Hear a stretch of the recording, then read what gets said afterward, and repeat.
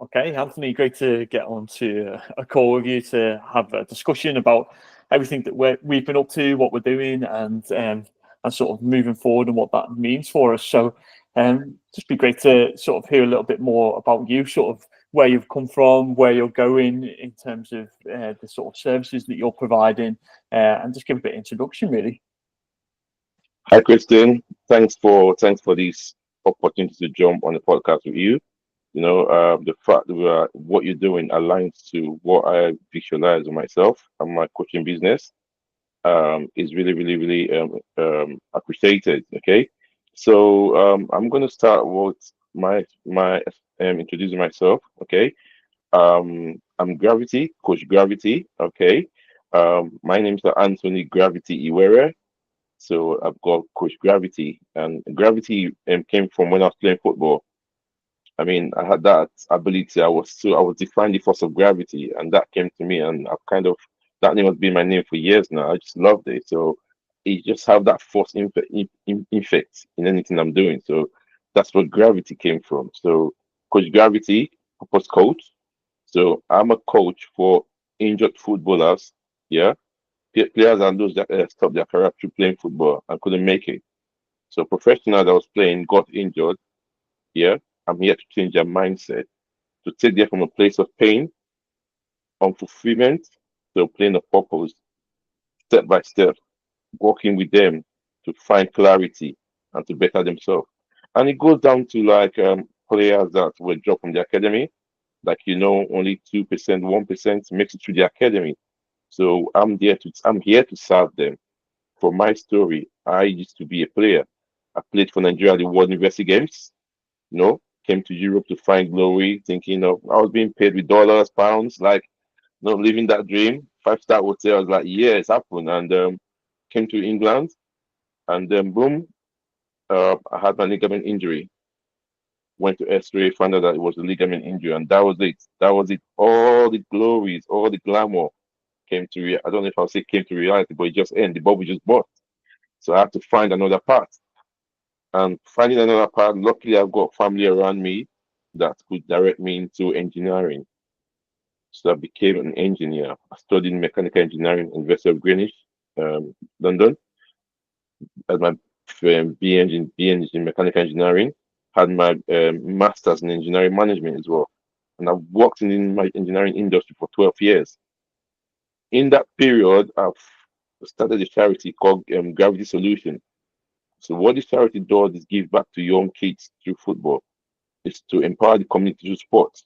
So I take kids, football kids, which I didn't get much growing up, take them from a charity in the UK, Kit Aid, they call Kit Aid.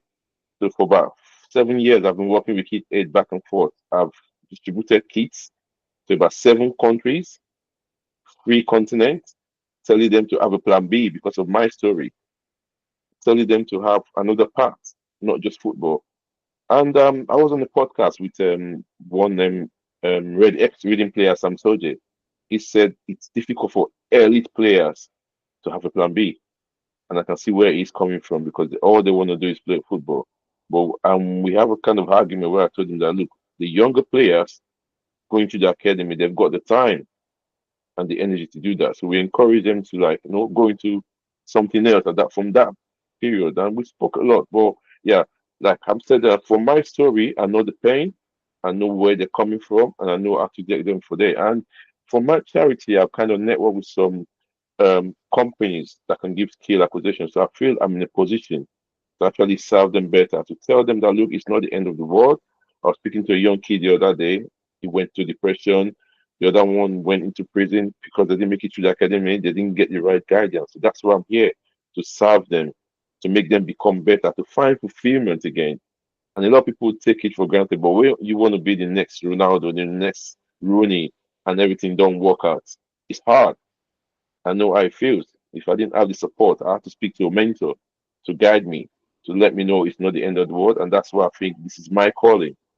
And I think this is my purpose to serve those players, to take them back. And it could be anyone from life after football as well. So, Christine, this is just an introduction of me and what I do. And I mean, going forward, it's just expanding on my coaching business, which I've been doing now. I've got 2 clients I'm working with at the moment. A Gravity and Clarity officially registered in the UK. Happy about that, proud about. So I'm doing events on that, and it's just impacting the world positively. And my vision is to affect the world of football globally. That's my vision. Yeah. So that's just a bit about me, Chris. Yeah, fantastic. And I think it's great to hear that you've got that experience and that story, which is giving you your passion and your drive in order to help younger footballers to navigate that really, and also to consider what else they might do. And if the world does end up taking a slightly different turn, maybe from what they thought it would do, then at Yeah. least they're getting a service, they're getting provided with additional support, which is really important. So I think it's important probably at this point to touch upon like how we came into having a chat and joining onto this podcast. So we obviously have a similar interest in terms of football. Obviously, I work on the sports injury side of things. Yeah. My background is that actually I was an injured footballer as well, surprisingly. So Wow, when I was 16, I actually had a fractured leg as part of football. Before then, a little while before then, I've been sort of in and out of like football academy trials, etc. And then when I got to 16, unfortunately, I had this accident where I had a fractured leg within the game of football. Wow. And then I ended up having to sort of rehabilitate myself, having to go through, make that leg strong again. And so I sort of then started to build a passion for, well, how do I help injured people? And that gave me my purpose. How do I help injured people to get back to their performance, their sport, as hopefully back to as high a level as possible? And so I went through a university degree program to deal with sports injuries. And whilst I was there, I started to sort of dive into different experiences, working with athletes, working in football academies. And again, I had a real passion for trying to get people back to their sport as best as possible. And I think as I sort of went through that process, I was very much, I want to help footballers the whole time. And then once I graduated, an opportunity sort of came up to work with a variety of different athletes, around 20 different athletes it was from a variety of different sports, everyone from a slalom canoeist to a netball player to Brazilian jiu-jitsu fighter to rhythmic gymnast. And so that really identified to me that actually I can take all these principles that I've learned and apply them to help get any athlete back to their sport as best we possibly can. And obviously within that, there are some athletes who don't return to the same level of sport as what they played previously, especially if they've had more major or significant injuries, which is sort of why we're having a chat today. But yeah, I went and worked with a variety of different sports, from academy football teams to our national ice hockey team, to who else did I work with? A variety of different people at different events across the country. You name it, I've probably dabbled in it somewhere. And so eventually I went back and did a master's in clinical exercise physiology, and then moved into lecturing at university. So I've spent 8 years at my first institution where I was working full time, and then I've at my new institution now for the last 2 years. And so really it's a case of continue to help people develop. And now I really work with the practitioners who are going out there to help these athletes. So I'm getting a new generation of practitioners in to work with athletes, but also I work and coach sports injury practitioners, musculoskeletal therapists, to build their confidence in what they're doing. So hopefully they gain like confidence and clarity and direction in what they're trying to achieve with these athletes. So I think we've got a nice parity on both what we're trying to do in terms of our vision and sort of the mission that we're trying to achieve. So John, just share anything. So what like are the values that you're trying to bring in to help these young athletes who maybe haven't made it in sport? For athletes that haven't made it in sports, are we talking about those that are still playing, or those that got injured and they're no longer playing in sports, or the ones still actively playing? Yeah, but probably the ones that you're working with at the moment. Well, the ones I'm working with at the moment, are the ones that are coming from a place of pain, okay, whereby they feel that, oh, life is not going to be the same again. Life has ended. And I say to them, look, it's the beginning of another life. I found purpose, fulfillment in something else I'm doing right now. Just giving kids, young kids, just giving fulfillment. Okay. And I've put myself in a position. I've planned myself, I've planned my life to a way that I can still do what I need to do, still travel, still have a life, still have a decent life living. That's what I say to them. So the value I say to them, look, if you've played football, you've been in different um, camps, different teams. You've gone through preseason. Yeah, you need to be strong. It takes a lot. An average humans don't do that as an athlete. If you go through preseason, if you can afford to do all of that, then you're a step ahead of everyone. So I give them that mindset. That to build their mindset to say, look, you can go into a room, any room, and be astounding. Hold yourself high. Like I've been through all of this. And the next thing is discipline. Whatever you want to do, be disciplined about it. That's the value I tell to them. Like, okay, wake up. It's the end of one journey. Another one's happening right now. The earlier you realize that, the better for you. Okay, don't be you're broken and don't start visualizing yourself in stadium. But no, find a new path, find a new spark, something that sparks you, and walk towards that. That's what the earlier you be. No, just it's happening. It's happened. Be real. And in that path you're going into, find a mentor, find someone that can direct you. Put yourself into it. Okay, and build yourself from that. Those are the values I say to them. But it's not easy because all you want to do is just play football, and all you're used to is just football. I know, but if you work with the right person and you're ready to be disciplined, there's a lot of values you can get. I had a player that used to play football, and he said now his own. I was speaking to. He said now if what he finds fulfillment in is his daughter running, watching his daughter, and it's beautiful. Sometimes it's more than the glamour of running and that as well. It just tells you that in life, yeah, there are other things you can hold on to. So being depressed, thinking that the end of the world, no, look at you. You're back helping people, put players as well, athletes. So I've seen those are the mindset. That's the kind of mindset I try to install on them. That after mentality, then look, if at the end of one chapter, it could be a pathway for a better chapter. And I use myself as an example. I might have just played the game, no, enjoyed the life, and now that's it. But because I'm injured, I'm back to serve this community. I'm back to give value to those that will struggle. I'm not sure how many life I can impact, but that's really not all footballers does that because they just leave the game and they think that's it. But my pain has brought me back. So I installed all of these to them that look, it's not the end. You can still find fulfillment and be happy. And be happy. You can live life. So it's the value of being disciplined, accepting where you are right now, and also find a mentor or find a coach that will put you in the right path. And the earlier you realize this, the better for you. Okay. And for those that are playing football right now, I will always tell them have a plan B, especially the younger ones. Have something you enjoy doing and build on it. Get your certification if you're and I was speaking to Sam and Soji. We realize that the average footballer their span of which they get their peak is about 6 to 7 years. From the academy stage 17, except you're really exceptionally good, you're not making money that time. You get experience 21, 23, maybe a decent club sees you. By the time you're approaching 27, that's like you're coming down. So you won't be getting that paycheck. So realistically, I mean, the average footballers, their lifespan is about 6, 7 years. So by the time you play all of that, you need to come to reality and find something to do.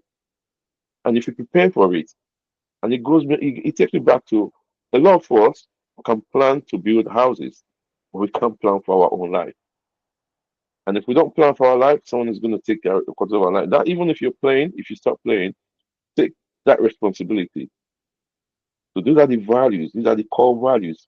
I tell my players that look, or whoever the players I'm coaching, this is it. Yeah, I've been there. I've seen people that have been there and done it as well. So no, don't put yourself in a situation whereby you think it is the end of it's a mindset thing. Yeah, the earlier you change your mindset, the better for you. So those are the values that are actually give to them. Yeah, definitely. Do you think that there's you mentioned discipline there?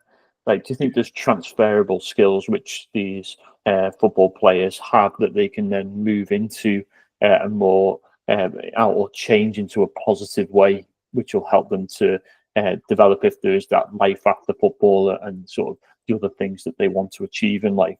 Yeah, are there 100%. transferable skills there? 100%. Like I said about the, I mean, if you could go through preseason, yeah, as a footballer, you halfway there in life. If you can be that disciplined, yeah, where you wake, what you eat, the training you do, just put that into whatever you're going into. If you want to go into shoemaking, you're that disciplined. Yeah, if you want to go into clothing, if you got that discipline as well, and especially if you're playing to an extent as a footballer, if you play to a level and you get injured or your career ends, just the fact that you played that game before, you've got some customers already for everything you want to do, whatever business you're going into. You've got a fan base to work with. Depends on what level you play to. But even if you don't play to any level, if you can be that disciplined on your trainings, what to eat, you know, studying the game and that as well, you can always thrive in any industry you go into. You know, I've become an engineer. I've done compliance before that. Okay. I've worked, so it's all discipline. Okay. If you can play your ball, wake up that early, run that race, no look be technical as well, you're there. So I always say, yeah, that is really transferable. Those skills are transferable to any industry you're going into or any profession you find yourself. It's working hard, it's studying what needs to be studied, learn what needs to be learned, and yeah, you make it 100%. Yeah, so how are you helping players then to transition into that? So what does that coaching look like for them? Okay, for my own player, I have like a 90 days, which is a 12-week program. Okay, first of all, we talk about your mindset, like accepting where you are right now. Okay, the glamour is gone. This is reality. Face it. You know, what else do you love to do? No, first of all, we use the first couple of weeks to first week to change your mindset, make them understand that, okay, this is it. It's not the end of the world. It's a new phase. What do you want to do? What do you enjoy? And on that aspect, we pick what you want enjoy doing, and we work with you on that part as well. Okay, like, it's like holding you accountable and also coaching you. If it's a project you want to start, make that call. So it's not just talking to you about, oh, change from A to B. That's the first couple of weeks. Now you have to accept it and say, okay, no, this is where I am right now. No, the dreams go, but there's life after football. And the football career is not forever anyway, so you have to prepare for it. So it's find that boss, I hold you accountable. I'll tell you, look, if you start that project, don't think about it right now. Whatever passion you've got, it could be back to football again, like we're doing right now. If we look for that contact, I help you get from A to B. Start whatever bonds you. So I hold you accountable for that 90 days, whereby we'll be make that call, whatever orders you have to go through, whatever self doubt, whatever what's it called, insecurity you're having, we'll talk you through it. Now, so we have a 90 days program whereby we'll be showing up daily, talking to you. Um, and the main job is just changing that mindset. Like, okay, no, no, you can do it. You know, this is what you want to do now. Call me. We'll talk you from A to B on how to get your next vision and guide you. Okay, and this is a lesson you will have for life. I've got like a 90 days accountability program which I did, which is daily what you eat, what you read 2 pages of book daily, drink water. So we hold you accountable for what you're doing, and that will help you get to where you need to go faster from our own experience. So that's the 12-week program that we have to do. So on that day, if I'm getting a client, we'll sit you down, we'll make a list, set your goal, your vision, where you want to be in the next 5 years, and walk you through it. and he's just telling you through that um, process that, you know what, by the time you get to the 90 days, everything you write a letter to your future self. Like by this time this year, I'll be doing this, and it is possible if you can stick to the routine. That's what we do over here. That's what my coaching does. Yeah, great. Because I think working with the football players who either come out because of injury or are injured at this moment in time, Yeah. that's a really difficult time for a football player in any capacity. Because we talk in sort of the world of the medical side of things, of the biopsychosocial model, which is the biological processes which are going on associated with that injury. We talk about the psychological impact that can have, and also the social impact that that can have. And I think just working with football players in the past, where as soon as they get injured, there's sometimes that loss of identity. There's that feeling of actually my life has changed, even if they're still within the sort of environment of the football club. That actually they've lost that social connection. They're not on the training pitch anymore. They're not going out and playing the game out in front of fans, etc.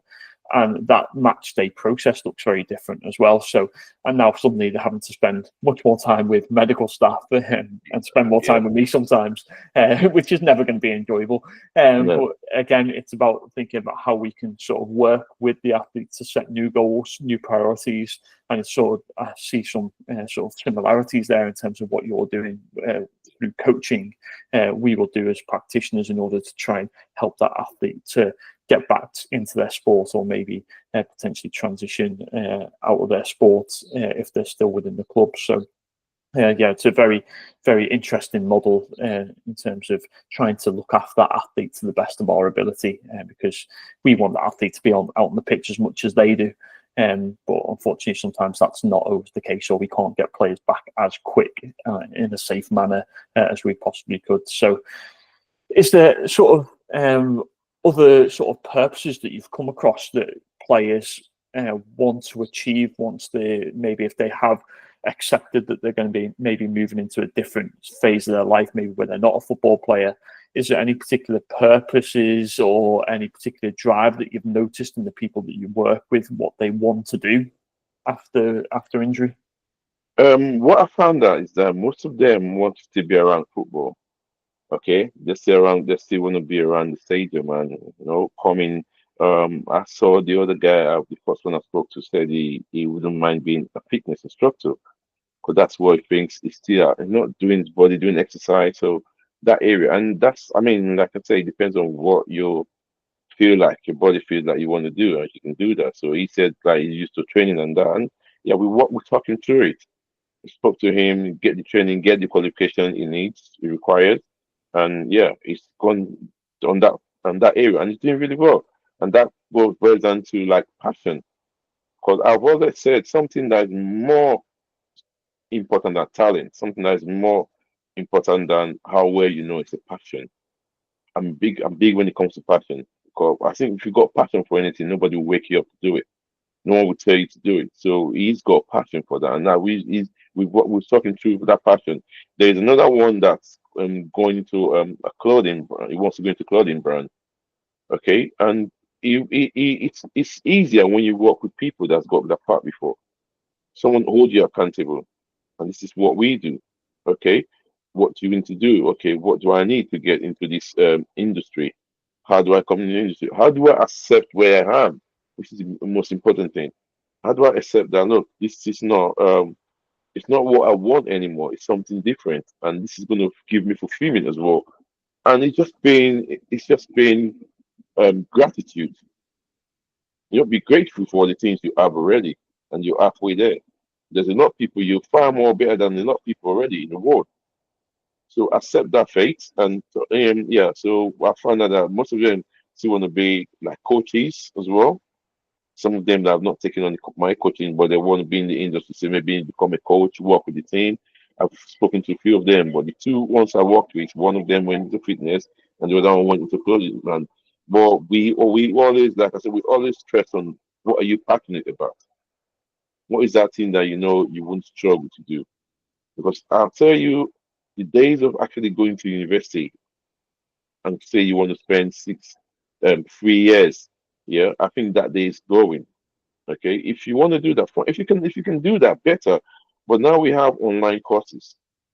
Yeah, there's this course I did recommend for one of the guys, KYC analyst.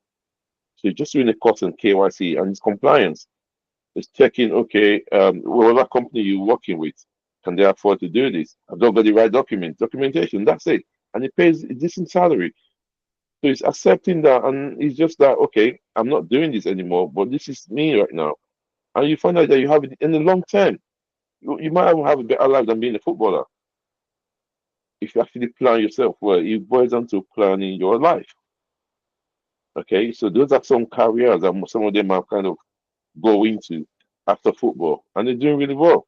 And like you said, is that if you play the game before, you have that discipline, you have that desire, you're almost 50% in any industry you go in. You can raise yourself. You've been in 15 dressing room, you stood out, you've done the exercise. No, you've been endured. You've gone through that endurance. All this hard work. So you're halfway there. If a footballer stands in a room, the way he speaks and all that, you tell. It makes you more ready for any challenge. I say that to them. Okay. So those are the industry, and those are some areas that they are kind of. I've seen some of them work towards, and it's just all about what they're passionate about. You sit down, set your goals. We tell you to write a 5 year plan where you want to see yourself in 5 years after football. What have you got passion for? We talk you through it, and you tell us what you want, what you love. You call my friend, and that's it. And we talk you out of it, and that's how we operate. Yeah, I think one of the things that you mentioned there is just the sort of the endurance of going through that sort of process of being in a football club, a process of having to turn up every day, being disciplined, and the pressures that come with playing. And I think a term that pops up quite a lot is the word resilience. And I suppose that's what you're sort of referring to there, is that these people are resilient people, and they can apply that resilience to what they then do in the future. Is there anyone 100%. who you've come across who maybe they've struggled to find a second, like the purpose in this part of their life? Yeah, I've come across two actually. There was a young kid where I was working. He went into security. He used to play for he didn't make it to the academy, and trust me, he is struggling. I did actually offer to bring him to my 90s accountability group for a while. He came in, he wasn't disciplined enough to do it. He's got issue with his family, job, his lifestyle. So yeah, I've seen that struggle. I'm still trying to talk to him, try to bring work with him so he can become better. He was doing security then. So I actually mentioned KYC analyst to him that look, bro, you can do something else. I know you're doing security. He said he's not getting enough hours. He used to play, was really good and that, but he didn't make it. And I was okay. And I did mention it to him. So I'm still going to work. That's one. And another one is that's one in prison. Okay, he went into the wrong path, drugs and that, and it's Scott Michelle. I actually found out that one through a friend of his that's speaking to them young. And this is how bad you think, oh, they didn't make it to the academy, but it affects them a lot. You'll be surprised how much impact it has on them. So those are two examples. One of them I saw when I was working into that, still not getting his life together, still trying to bring him back, make sure he's in a good space. Then the other one is just, yeah, chose the wrong choice, no guidance, no support, and he's in the wrong place right now. Just from, the choices he's taking. And that's why it's important to get coaches, to get mentors. If you're lucky enough, you might have family that will support you. But even with that, you still need someone that's passed that route before, someone that's gone through that area where you're trying to get to, someone that's coming from where you are, will help you avoid a lot of pitfalls and make your life even quicker to get to playing from A to B. Yeah, those are my experience I've had over the years in this industry, coaching. Yeah, I think that's definitely something that we look at from a medical point of view. So thinking about that player's social interactions, we also talk about social support as well. So what network do they have around them? So that's everything from the coaches who they currently work with, to medical staff, to sports science staff. also then going wider than the club then to what sort of other support that they have in around like family, friends, what other social interactions they have, because it's not just the fact that they're a football player, they actually might have other interests, other hobbies, other activities that they want to take part in, and maybe that's suddenly been taken away because of injury. And so they might have a social network, a support network, which is part of that physical activity or that social interaction. It might even be that they're into gaming, or they're into something which is something slightly different, but they have a network there as well. So it really is understanding the athlete and working with the athlete to try to help them as best they possibly can. So we can sit down with athletes and do that and have a think about what is their wider support network, where are they going to get the support from in order to make sure that they're well looked after. Yeah. And in terms of sort of working with athletes, then do you solely work with football players, or do you work with other athletes in different sports? Where are you sort of going in terms of the future of what you're coaching? Well, my future is actually, I think personally, I think my niche is footballers. That's where I think my story lies. But I mean, before footballers, I was even working generally with people, not just athletes. So I have, because I mean, I've got like my 90s accountability group. We've got people that want to have care company. Because what I say to them is like a right official to your right. And when you come into the group for the first couple of days, you write a note to your future self. So in the next 90 days, what do you want to be? What do you want to achieve? So I've worked with people from different walks of life, changing their mindset, holding them accountable to become better in terms of athlete and footballer. So it's working with all anyone that actually wants to move from a place of pain to a plane of purpose, that wants to see progress in what he's doing. And yeah, there's this lady she was just wanting to lose weight. Okay, and I called her into my 90 days group. We work together. I told her, look, whenever there's an option for you to take the step or the elevator, make sure you take the step. And it just tells you how that leads to advice. You think it leads to us change our mindset. And she said, whenever she take the step, now she thinks about that word, and you just point. So it just as coaches, we work with people that want to become better, and you find out that you kind of attract your own niche people. So my own vision was for like footballers that are retired. Okay, that's the vision I had. But I thought, no one from a place of me, where my pain was injured.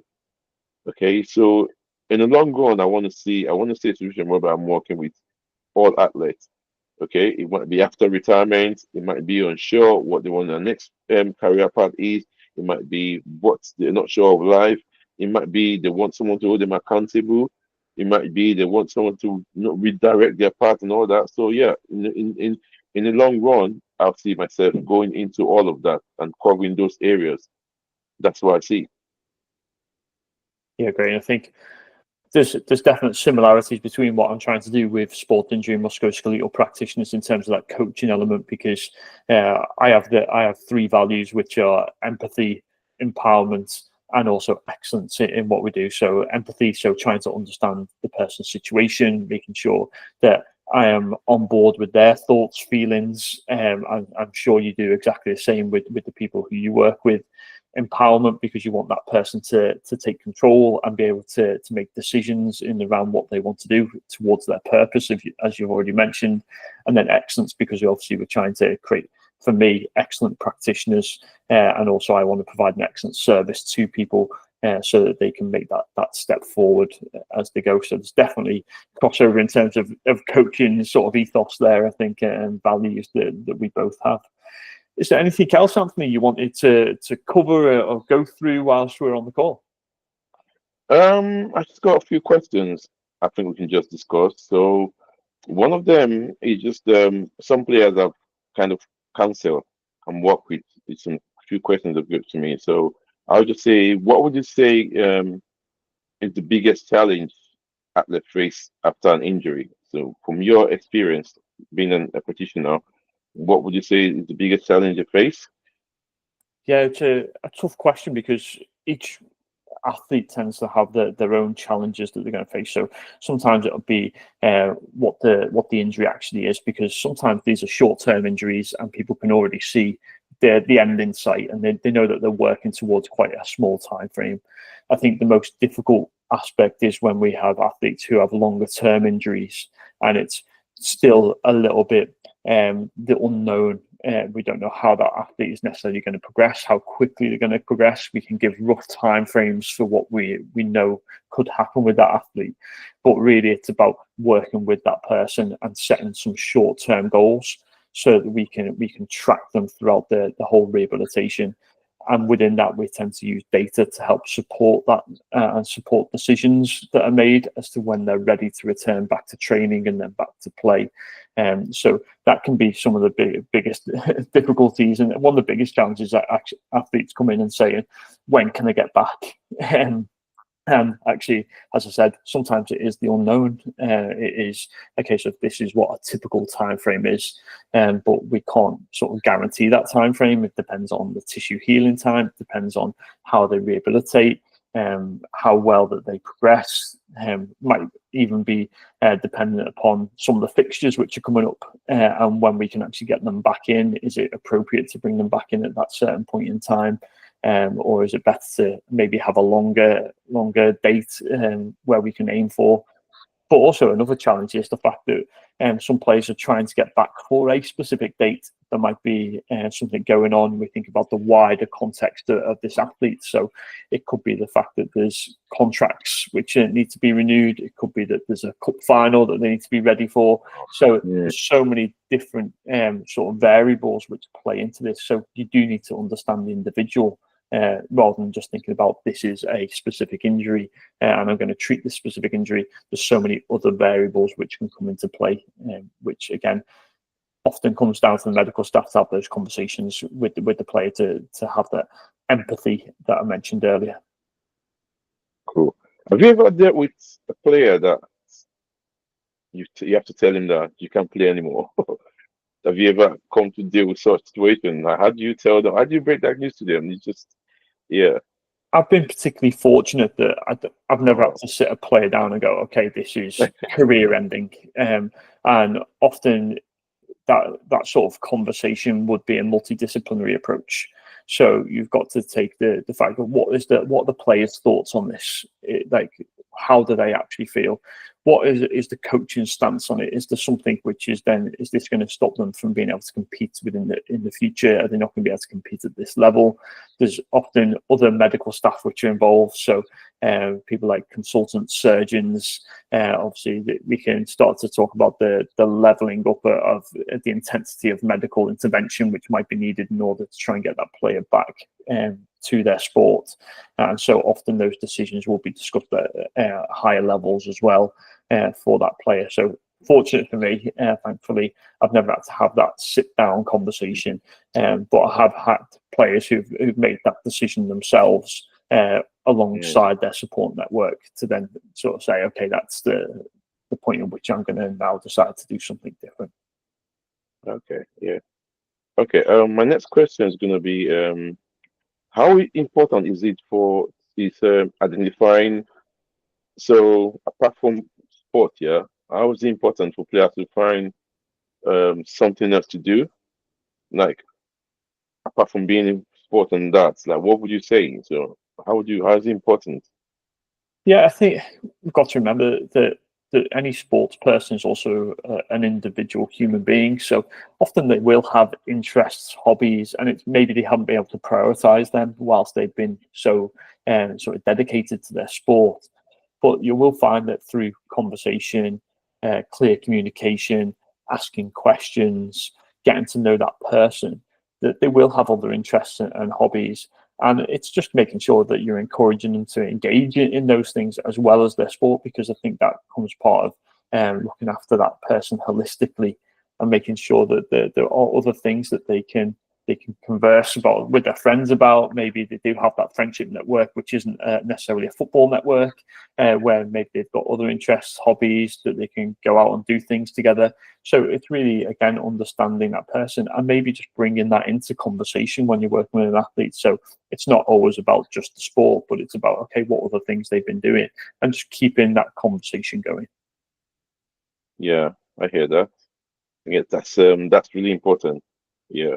And I was speaking to this young boy. I mean, the one that said went in prison. His friend was telling me that he didn't have the family support to really, see him through and why he made that decision. So that takes me to my next question, sir. So, what role does the support of family members, club, okay, and friends plays as an athlete recovering? So, what role do they play? Family member, friends, as an athlete that's recovering, what role would you say that is important for them to play? Yeah, it's that role of encouragement, isn't it? Because you've got to understand that person's got a goal that they're working towards. They're trying to achieve something, which is often quite difficult to achieve. And do you have the support network around you, whether that be family, friends, carers, whoever it may be, to encourage you to take the right steps forward when needed? So sometimes injury can be something which is particularly challenging. Uh, you may not have experienced injury before. You may not have had to go through a rehabilitation program before. Been in the treatment room a lot. It's a totally different environment, and so it can sort of impact the motivation that somebody has. And if you're constantly going into the same room, you're going to the same gym, doing the same things, and you don't have that variety maybe as what you had previously, then actually it's someone who's there to encourage you and to make sure you're taking the right steps forward. It might even be that they're making sure that you're safe at home when you're moving around the house with Mm, braces or crutches. And it might be that they're making sure that they might have to cook the dinner because suddenly that maybe you're not allowed to be as mobile as what you were before in the initial instance of an injury. And so it is really having that support network can be so valuable to individuals. And I think it's important to also recognise that even within a club environment, that there's a support network there as well, and we can do our very best to help players to feel supported in those environments. yeah, I think that's a really big role for players recovering or even those going through like setback from football injury and that. For me, I mean, what played a big key was I had a family that supports me during that period, and even if I felt the silence of the stadium and the vision was gone, I could still go back to like, okay, I've got the support. That really helped me mentally to be Mhm. strong, and secondly, I just think if you have a right mentor coach, that helps you a lot as well. I mean, every day you want to be hearing that, like, you're enough, you got this, you'll be okay. You want to hear that, and how will I be okay? So I've always encouraged them to like have a mentor, a coach, someone that will guide you. He is really, really important, for someone recovering, someone that wants to find something else. Mhm. Or even if he's going back to what you used to do, you're recovering from the injury as well. I think it's just like, okay, like you said to them, okay, when you said to your players when they're coming back, okay, you just going to be doing this for now. It's not the end. So all that helps. It helps your mindset and helps you recover well as well. Yeah, Um, one of the things that I quite regularly speak about with practitioners is active listening. So that comes from for a coach's point of view as well. That active listening is about being able to sit down and not think about maybe the next question that you're going to ask, but actually really listening to what the person said and taking it on board, because often people just want to be heard, they want to be listened to. If you're open to that and you're an active listener, then that person can confide in you. They can be a sounding board and get ideas back, so that hopefully then they feel as though they do have that support network rather than being necessarily dismissive or not being a support of what we could be.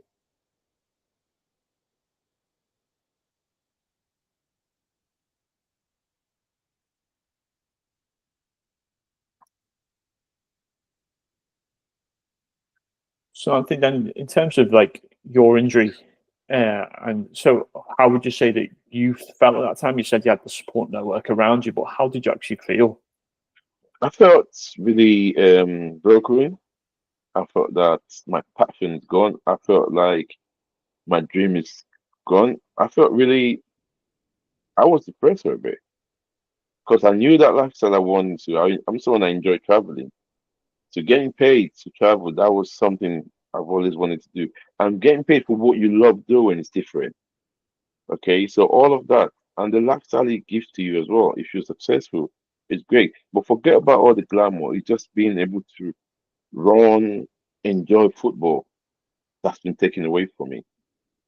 And when I say I'm called Gravity, that was my name when I was playing football. You know that chant like, oh, Gravity, no, it just that buzz, it just makes you want to do more, and all that just gone. I'm like, wow, wow. And I wasn't even thinking about not making it big or not getting paid that much. It was just about it's just about the joy that comes with it, the fulfillment that comes with it. You know, from young, you've been playing this, enjoyed it, and that. But I was lucky. I had an operation, changed my ligament, but 100%, I knew it wasn't going to be the same. But I can still play on the Sundays. I can still play. But professional football, that's intense. That's different. Your knee's going to go. You keep doing it. But on that was painful. So that was how I felt when everything gone. It took. Well, when I say I had the family support, I just felt like, okay. I had my parents would still pay for me to go uni. So, but then with uni, it's not something that I always wanted to do. So, but I have to be, I have to pay my colleague to teach me maths from because I was not something I'm really good at. So that's the drive. I have to like push myself through a lot of doubt. Football, we enjoyed it, so it was easy. But learning and studying, it was a different challenge entirely that I had to push myself through. And then when they say if you want to get something done, you find a way to do it. I had to my friend that was good in maths, I gave him some money to teach me, and I became. And that's what I'm saying. It's possible if you put your mind into doing it. If I can pass engineering, uh, I mean, one of the reasons I became an engineer was I'm from the Oriel A region in Nigeria. So I always wanted to work in Shell, Chevron. That was in Delta State. That most of the youth that was into that. So it was not more like okay, that name that I wanted, not even not that I enjoyed the course, but because the course was difficult, but I had to push through all of that and got what I wanted. Okay, so answering your question, it was a place of pain, a place of loss.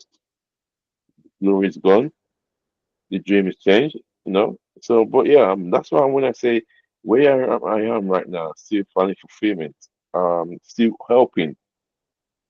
I think I've got a bigger more purpose. I think I'm more fulfilled where I am right now. It doesn't mean you have you don't need to have all the money in the world or but no, you just have fulfillment. The joy of seeing those kids, calling them and telling me thank you for the work I'm doing. It's bigger than I don't know how much you pay. It takes it's a lot. It gives me that buzz, so that's enough. That's fulfillment for me. Okay, so and that's why I've always said you can come from a place of pain, a place of lost identity, and still find fulfillment and still find something that will make your life purposeful. Yeah, that's how I felt then. Yeah, Yeah, I think that's a great note to sort of finish on, isn't it? That yeah, you've gone from this point to now find a purpose where you can really help people who have been in a similar situation with an understanding of what they're going through, that empathy towards what they're going through, but also help them take the next steps forward into what they want to achieve and understanding what their new purpose would be. yeah, yeah. Well, Correct. Anthony, it's been great to catch up with you. Really enjoyed this chat. Kristen, Yes, yeah, before you go, I want yeah. a last question for you. Okay, I'll go for it. so what advice? Yeah, what good advice would you give to a young injured someone recovering from injury? What's that one good piece of advice we give them? I think for me, it's to stay positive as much as possible. See, there's a saying, isn't there, that every setback then gives you the chance to have a big comeback. So think about how maybe this could be something that you're striving for. It might give you the opportunity to come back stronger. It might be an opportunity to move on to something new, which is sort of what we've discussed today. But the best thing to do is surround yourself with supportive people who can understand what you're going through, understand how to help you to move forwards, whether that's forwards through an injury and to get back onto the pitch, or maybe that's forwards in a new direction. But there's plenty of people out there who are willing to help. There's always a support network within in club settings, but also think about that wider network as well of people who you can tap into to help you make that transition. Okay, thank you very much. Yeah, No that's it. But yeah, it's been a pleasure today, and it's good having a conversation with someone that does what aligns with what you're doing, or we can relate on a lot of levels. But yeah, the value you've given today, I'm gonna take it and run with it, and make sure I pass it on to like my clients as well. Yeah, so hopefully more of this. Yeah, Yes, to come. definitely great to catch Yeah, up with you, Anthony. yeah. All right then. Speak to you soon. Yes. Yeah, Bye bye. enjoy the evening. Yeah, bye.